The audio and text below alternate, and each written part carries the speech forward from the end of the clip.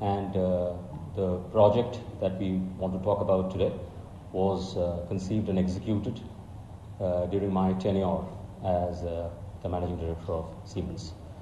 I want to first make a point that why I decided to come in and speak to all of you.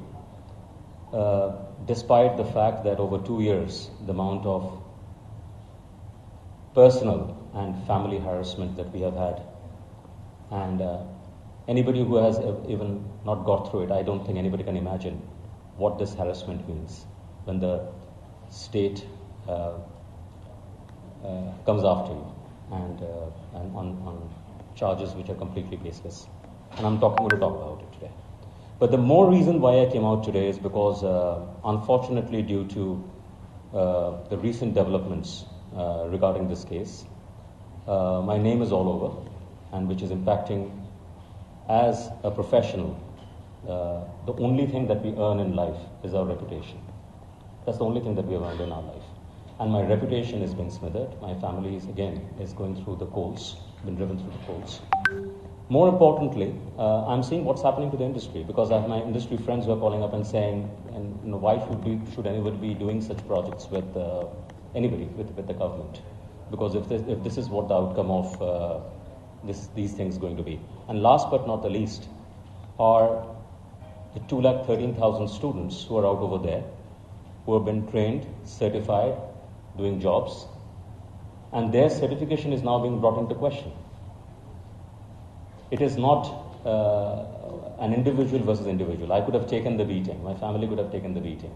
But when I look at and when I see the amount of people who are contacting me on my personal media and asking for a statement, I thought it's important that I come out, and I've never done this before, so I would love to take your indulgence to listen me through and pose me your questions. I'm going to strictly talk about only the project, the role that Siemens played, the role that I played, and the successful implementation of this project. Let me give you a little background of this project. What's the reason of these projects? The reason of this project is twofold. One is industry downwards, the country downwards, state downwards, and there is a company upwards. What's the benefit for the company? Why would a company do such a project?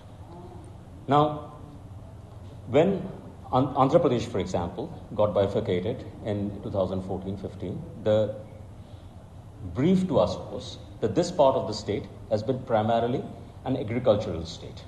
When you're an agricultural state, unlike the other part of the state, where IT had by then got established in a big way, it was a primarily agricultural state. Now, when you say industrial infrastructure, it is not about building roads and building corridors and building industrial lands. It's also about building the people who are going to work in that industry.